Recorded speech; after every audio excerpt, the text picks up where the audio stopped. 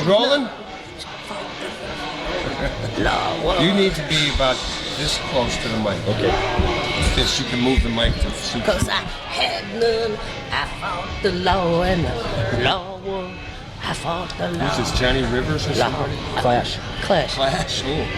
That's a modern version. Oh, I know. This is a great version. I've been trying to figure a way to get this pumped into the receiving center when guys come in on the new. You want to do the intro? 5, 4.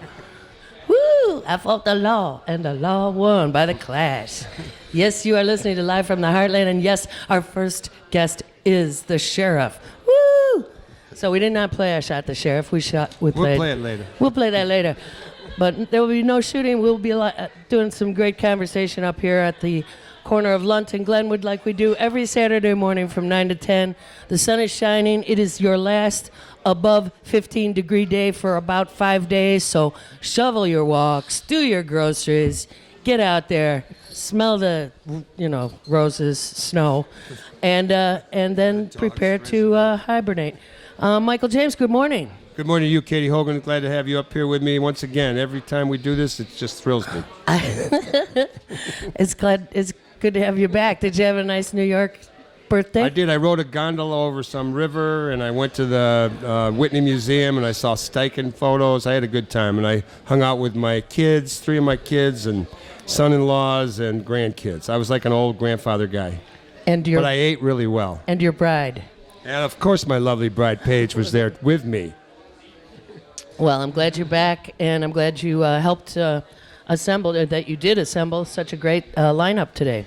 Today we do have a nice little show. We're going to have Sheriff Tom Dart starting us off, and then we're going to have Tom Clark, our resident commentator from the Community Media Workshop, will join us to talk about the NATO 3 trial, give us a chicken report, and then we're going to have Ali Najib coming on up from Normal to talk a little bit about what's going on the legal marijuana front. We do have to just acknowledge one thing that happened this week, sadness, loss in our family, and we will be talking more about that next week, but we want to acknowledge the incredible spirit, the creative life of one Gerald Lee Smith, who passed earlier this week.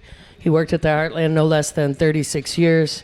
We'll be remembering him next week at a session at the Red Line Tap from 2 p.m. until 8 p.m. Be there, Saturday be square. the 1st. Saturday the 1st, yeah. So, just remembering you, Jerry. God love you in your transition. All right. Good morning, Tom Dart. Good morning. Thanks for having me on. It's always good to have you. Welcome to the Heartland. Oh, I was in the neighborhood anyways. Yeah, right. Were you chasing somebody? Oh, please. Well, you got some room in the jail to put more people in? No, believe it or not, because the weather's so bad, I actually do have room now because the population goes down. We have less crimes every winter. It's like a cyclical process that you can set your watch by, that the summer comes, our population's really high. Winter comes, it's very low. Except in the case where we have a winning basketball team. That does prove challenging at times, yes. Really, when we would have playoff games, and when there were huge playoff games for any of our teams, the streets would be... Yeah, I am. That's true. Memories of winning teams. I was just going to say, I can't remember that last time. Well, anyway, the Bulls put a dent in the crime. Yeah, but thankfully it's been low lately. Allows us to do a lot more programming, and that's the thing I've tried to explain to people. When we have the overcrowding issues, it's the obvious issues you would imagine, but the big one for me is that when you're trying to break the cycle of recidivism, that requires you to have programming, and you can't program when all you're basically trying to do is find beds for people and trying to move them from point A to point B, because we move 1,500 people a day back and forth to court or to hospital appointments. So it's very difficult when it's overcrowded. When it's like this, we can do more proactive things, which is great. You came and spoke to the 49th Ward Democratic Party a couple months ago now, almost, and you were very impressive, and you knew a lot about what are some of the concerns of the activists in this neighborhood, which, one of the main ones was the closing down of mental health clinics by the new mayor a couple of years ago, which to most of us seems penny wise, pound foolish. To be honest with you, it's one of the most short-sighted types of moves I could ever think of. Really? I mean, the only way I could ever suggest to you that there would be an ability to shut them down is if there was this incredible breakthrough that occurred with some type of pharmaceutical company that came up with some type of treatment that was able to show statistically the number of people suffering from mental illness was going down. Right. But that is not the case. It's actually going in the other direction.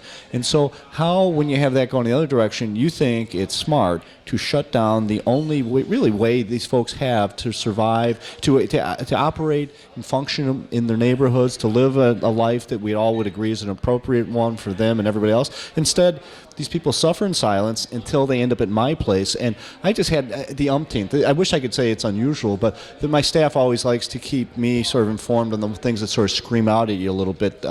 And we had another... That's a good staff. Yeah. I had another individual who his time with me was over. Because he was given the opportunity to go on electronic monitoring, to be in his own house. He didn't want to go because he gets better mental health treatment in the jail than he would get outside the jail. And what an incredibly outrageous statement that is, that the best place to go to get your treatment is the jail. It's incredibly sad. It's horrible. It's absolutely the sign of someone being out of touch. What percentage of people to close those down at any given time do you think are mentally challenged, to use whatever incorrect word that might well, be? you know what, the way we refer to it is suffering from mental illness at the time when we're dealing with them there. And the numbers fluctuate a little bit. Very confidently, you can say it's 30% of my population. So I'm down a little bit right now, so it's probably about 3,000 of the people there are suffering from it. And you know, I always try to make sure that people understand, separate out of this debate the ones who may be in on a horribly violent crime where there's mental illness issues that will come out during the trial, you know, of whether you are guilty but mentally ill and all that. Separate those out, because that's the small, tiny part. Right. I'm talking about this humongous, large majority of them there who are there on garbage cases, retail theft, criminal trespass to land, a battery because guess what? When they were off their meds, someone approached them, they took a swing at them. Right. So, I mean, you have the majority of them there for things that if properly treated, they would not be there. This is so outrageously absurd. It's wrong. And as I've always said, it's a stain on our society. And it's something that years from now, people are going to look back and say, oh, you were from that generation when you guys locked up all the mentally ill. Exactly. It's horrible. Exactly.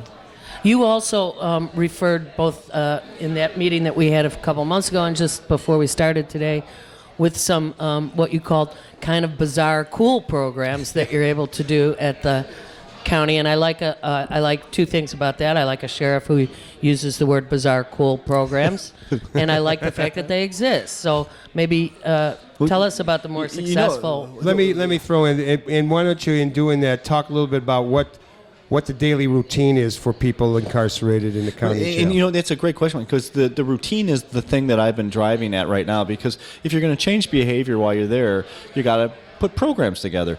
And the thing that most people don't understand, and that's because most people don't have any reason to know my world, and they shouldn't, but the majority of people think everyone goes from a jail to the prison, they get treatment, and then they go back into the community. We think the last number was 78% of the people who enter my jail never go to the prison system. They go right back into the community. And so if there's no programming there, we've taken someone who had issues, they've come into my place, and they're probably leaving with more issues. And so what we've been trying to do is put together the programming, but the daily life of an inmate and a detainee at my place is very difficult to do the programming, because I never know how long anyone's at my place. If you're in a prison, the warden knows to the minute when they're leaving. When they enter the place, they know when they're leaving. In my place, I don't know if you're with me 10 minutes or 10 years. And so when you try to program, it's tricky. So the thing I'm doing now, which is really cool, I spoke at some young, or it's not young, it's a group of people that get together to fund startups and things like that. And it's all these big money venture capitalist guys, so I don't really know who they are. I want to go to that room. I think it was the once and only time I was going to be allowed in, because it was funny, because they had me to introduce this group who's doing this educational component at my jail. And so I was just doing this little promo. The group before me, their guy doing it flew in from California, and he said, I just flew in from California to talk about this product, whatever it is. And I said, well, I just flew in from the jail to talk about 26th in California. Yeah, the other California, to talk about my thing. But it's a unique educational thing. It's hard to articulate completely, but what it is that because their day usually revolves around sitting and watching TV, that is the primary way I can communicate with people there, because the movement of them.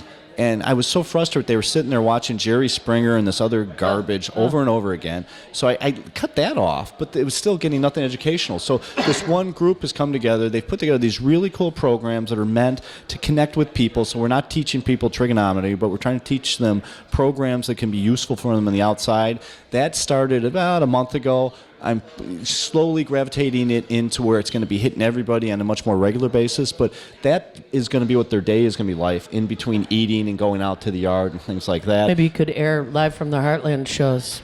Oh, absolutely. Would love to have you. We've got a million tapes of them. They're on Can TV. Would love to have you out there. And then in addition to that, we have the more unique programs that are a little bit more specific, that have incredible waiting lists because everybody wants to get in. How many people want to get in the knitting program? Oh, God, probably. He does have a knitting couple hundred. Program. Michael is saying knitting, as in knitting needles. And I remember Speaking Rosie Greer from the New York Giants football team, when he, after playing pro ball, became a knitter. I think he was doing needlepoint just to be. Oh, okay. Yeah, but in my mind, they kind of go together. The knitting program has a long waiting list. Our chess program has a long waiting list. We have a Russian master comes in and trains people on chess, and we actually had the grandmaster chess champion, and I even knew him, Karpov, who beat Spassky. He beat Spassky and was world champion for a long time. He came to the jail, kicked off the program, and then he went back to Russia, and we Skyped a tournament between my detainees and inmates in Russia. That is so way cool. That was so cool.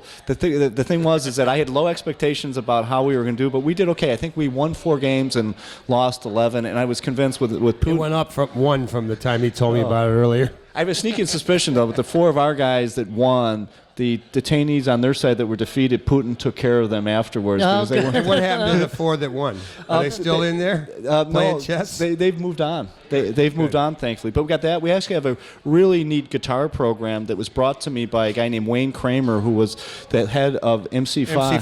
MC5. He was here in the old days. Yeah, he came to the jail and he played for the detainees with the lead singer of Rise Against, a phenomenal band. And they donated the guitars. I pay for the lessons, and we have this long waiting list on that. But he came about, it was an interesting story. He came about this program because he was locked up in the federal pen on drug cases. The Clash wrote a song about him, and they all connected, and he really got involved with this. And Billy Bragg is real involved with doing this in England, and so we've been doing it here Billy Bragg as well. is good with prisoners. What's the average length of incarceration in the county jail? That's a great question, because the problem is it's going up. And so that's been my main battle I've been having with our judiciary, is that you need to have a more thoughtful case-managed system so that we don't have the length of stay going up. It's about 59 days is the average right now. And it was 56. And some will say, okay, well, it's only 3 extra days. What's the problem? When you do the calculations on what that means on my daily population, that means I have an extra 1,800 people in my jail just based on the increase in length of stay. And so that's something that, as I say, I have a really long-term fight I've had with the judiciary over that, because I'm a former prosecutor. I've been in the courtrooms. There's no reason for this at all. So why is it happening? Are you referring to, we saw you on television, you and Tony Preckwinkle going at it with Judge Evans. Yeah, those have been still going on. Those have been highly entertaining I shows. Saw, I mean, I said that guy, Tom is really frustrated with Yeah. this guy. Well, my son said the same thing when I go home, and he's only 12. But it's one of those things where, from being in the courtroom as long as I had been, I could tell you, I was in front of good judges and bad judges. A lot of great judges out there. They hold attorneys to dates. They force cases to move ahead. And then there's other ones that could absolutely care less because they get paid the same amount whether they work or don't work. So they kick the can down the road. Absolutely. 30-day dates for no apparent reason, and that all adds up. And now does it just add up for the individual who, heaven forbid, he's innocent, and he spent an extra minute with me. Right. Set that one aside. But just think about the ones who are in there. It gets more crowded. I can't do the programming. I cannot teach anybody anything, and they're just being spit back onto the street. Right. No, it's terrible. So it seems to me like this problem that you and both Tony Preckwinkle is also having with our old buddy Tim Evans, who since we last saw him arose to this lofty position. But what It seems like it's the elephant in the room. Why doesn't Tim get off the dime? What's up? Perfect question. And the nearest I've been able to tell is that because all judges are separately elected and all that stuff, there's this hesitancy to become really direct with them. And I explained to him, I said, listen, I have employees of mine who are non-union that I have flexibility where I move them. If they're not doing what I need them to do, they either get fired or I can make their life tricky by transferring them to a different location to make their drives longer, things like that. Right. I told him, I said, listen, if you have a judge who lives out in the south suburbs and is very comfortable out in Markham but just doesn't perform, you can't fire them. Down to Daly's Plaza. I suggested Rolling Meadows. Oh, even better. Yeah. So there's many things you can do to send the message that people are watching. We were employers of people in a restaurant for 35 years. We know how to make. Yeah, I mean, I always said this is not rocket. Talk to people. Katie, this is not rocket science. Thank you. And all you have to do is you have to be monitoring it. But when no one's monitoring it, there's no accountability. People know they're not being watched. And people come and go when they want because there's no repercussions. And I'm saying, listen, reward the really good ones. The other ones there, use some type of pressure on them to step up and do the job, or put them in traffic court where they can't screw anything up. Right. You are listening to Live from the Heartland show every Saturday morning at 9 a.m. Central Time on WLUW 88.7 and WLUW.org, and you can get it later at youtube.com/heartlandmedia anywhere in the world. And sometimes we're on CAN TV. We're talking with Sheriff Tom Dart here on Saturday morning, the 25th of January. Sheriff Dart, back in my youth, in my more revolutionary period, we followed a lot what was going on in prisons, and you had, a lot of activity. And I'm curious to know what goes on. I know you're not, a prison. It's like the county jail. But what kind of influences are going on among the prisoners? In the old days, there was the Black Panther Party, or criminal gangs, or the Nation of Islam. Is any of that kind of stuff going on today? Mike, it's changed, but it hasn't changed. The same overall tone that you're talking about still exists. The names have just changed. And so, whereas Blackstone Rangers and things like that, they don't exist anymore. The big influences in the jail right now are the Gangster Disciples, the Vice Lords, and one or two other gangs. It is literally almost identical to what's going on in the street. So the violence you see in the street... Is the Nation of Islam still there? Not really. I mean, I haven't seen... Too bad. They did the most good. Yeah, I haven't seen anybody from their organization since I've been there. So I don't know how far back so that there's goes. no one talking politics? No. Right now they have... there's different organizations that come in. There's a myriad of them. A lot of ministers come in and things like that. But unfortunately, most of the influences that do come into the jail are the bad ones that come in from the street.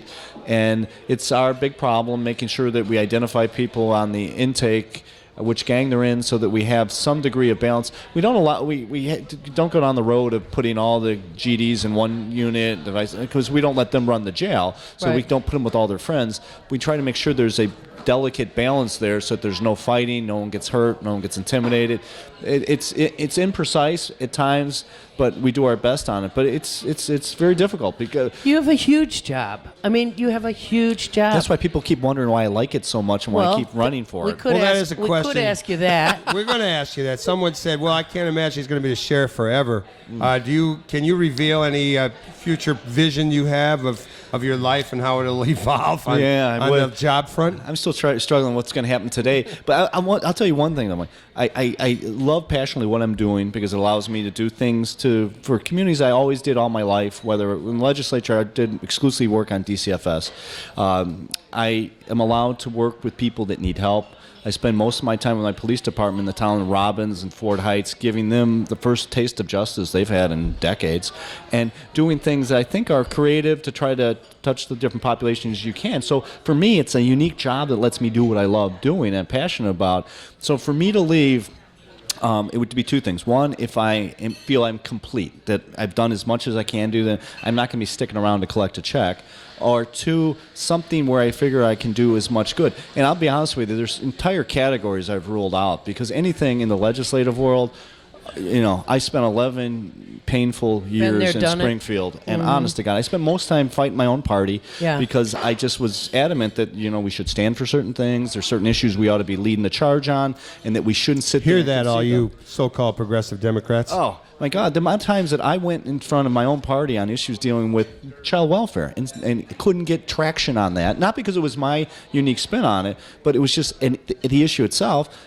I was amazed. I was like, my God, we have to stand for something here. I suggest this is one that is right down the middle of things that we should be doing, and yet very little interest in it. And I had members at different times that come to me and say, you have to do more works with the banks. And I was like, why would I do that? He goes, they give you a lot more money as lobbyists do, and these child welfare groups don't give out money. And I was like, well, that's actually not why I got involved. So I'm really not thinking I'm going to go in that route. And he said, okay, well, you just want to make sure you knew that. And I was like, well, I did get the memo, but it really wasn't something I was interested in.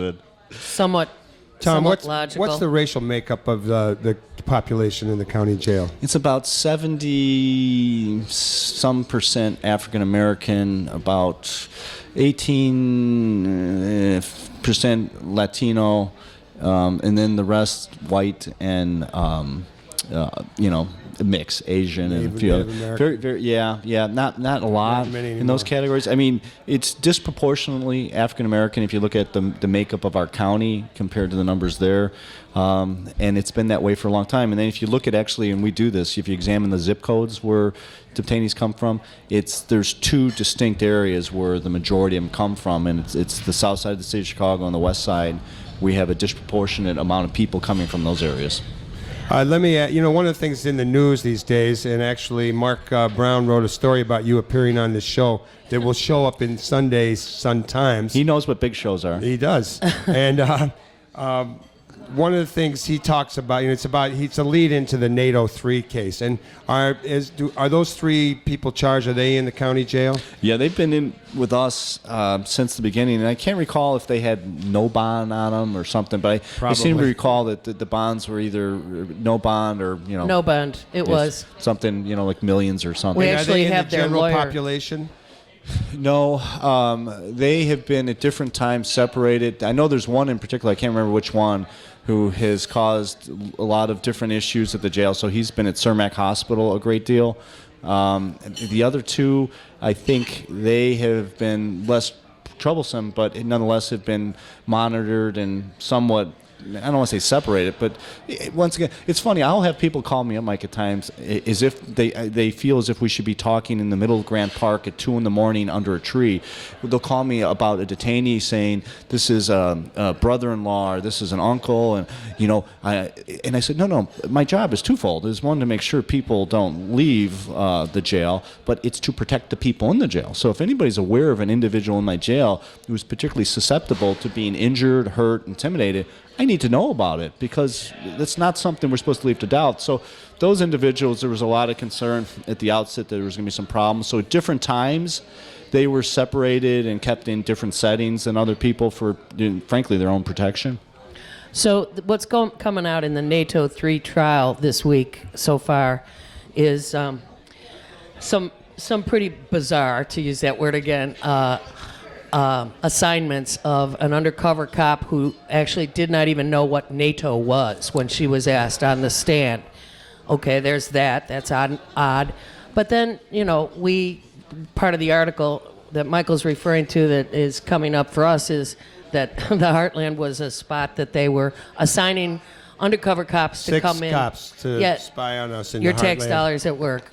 Just like the old days. I've always wondered about you two. Well, coming in to overhear you have access to the conversations. records. I think those guys back there in the corner are a dangerous bunch. Oh, those old Catholic priest guys. Catholic, and they just don't quit. They continually talk about change. All right. So anyway, we got this thing, and we joke. But at the same by the same token, when we were all doing peace work and civil rights work in the 60s as young people who were basically, very naive, wanted to just make the world a better place, it took about 10 years of activism, but by 10 years gone by, we were now jaded because whoever was in the room was saying, I can get the dynamite, I can get the dynamite, I can get the guns. That's the cop. That's the infiltrator, the person who is pushing for the most absurd things for us to do. And by 10 years later, we also would go, oh, you're the cop, bye-bye. But what is this particular case? It seems like at least two of these guys didn't have a clue. They were coming up here to party, smoke, and demonstrate in the street. To be honest with you, my following of it has been literally left to the newspaper accounts on it, and so I wish I could tell you I have some unique insight, but we had no involvement with NATO ourselves, one way or the other. And so I've been just following that a little bit there. I honestly don't know how that's going to play out. And I'll be frank with you, it's not trying to get off the dime. We spent so much time this week. We had a homicide out in Orland Park of a school teacher that we were heading up the investigation there. That took me off my game. And then we had a teacher. And you made an arrest. Yeah, we did. We arrested someone 2 days ago out in Indiana that we feel pretty confident is going to end the case. We're very confident on that. It's a sad matter of loss. fact, I think charges we got last night or something. But then we also had a individual who was brought into the jail to teach and work with people who was having sexual relations with a female detainee as well. Yikes. So that sort of threw me off my game a little bit as well this week. And then we also had this case, Kate, that is the ones that everybody should be outraged and screaming. In the town of Robbins, for decades, they were not investigating rape cases. Right. So women were being raped all the time, and they were investigating them. And this week, yesterday the Tribune wrote about it. We got charges against a guy who raped a young woman. It wasn't a whodunit. She identified the guy in a lineup 2 days later. They got DNA evidence that later came back on him. They did nothing on it until we came into the town and basically took over all the law enforcement. And now we're going through all these rape cases. We're identifying people who've done the offenses, but the statute of limitations has been blown on most of them. Wow. And these poor women have been talking over and over again to us about how they felt their whole life has been destroyed, obviously, by this. No one cared, and this was going on. And in this case in particular, Katie, my scream, if they had done just a modicum of their job, this guy would have been locked up. Instead, he grabbed two young women off the street, held them against their will, horribly beat them and raped them until one of them escaped, and he was arrested. So when we went to interview him, he's in Stateville now serving time on those rapes that wouldn't have occurred if they'd done their job. Right. So this week was really crazy for me. So it's funny, I find myself becoming more and more of a book collector and more on the illiterate side because I have no time to read anymore, because it's really,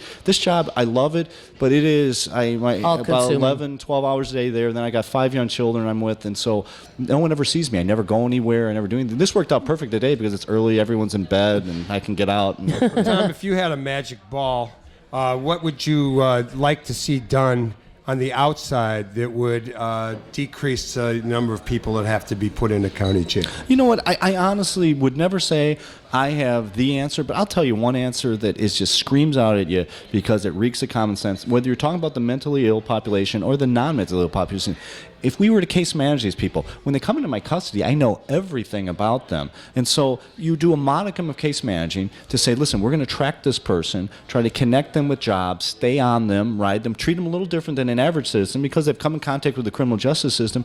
We're going to sit there and try to help guide them to where they are productive members of the community. Because when I talk to guys in the jail all the time, I'll ask them, I'll say, now why should I think you're not coming back?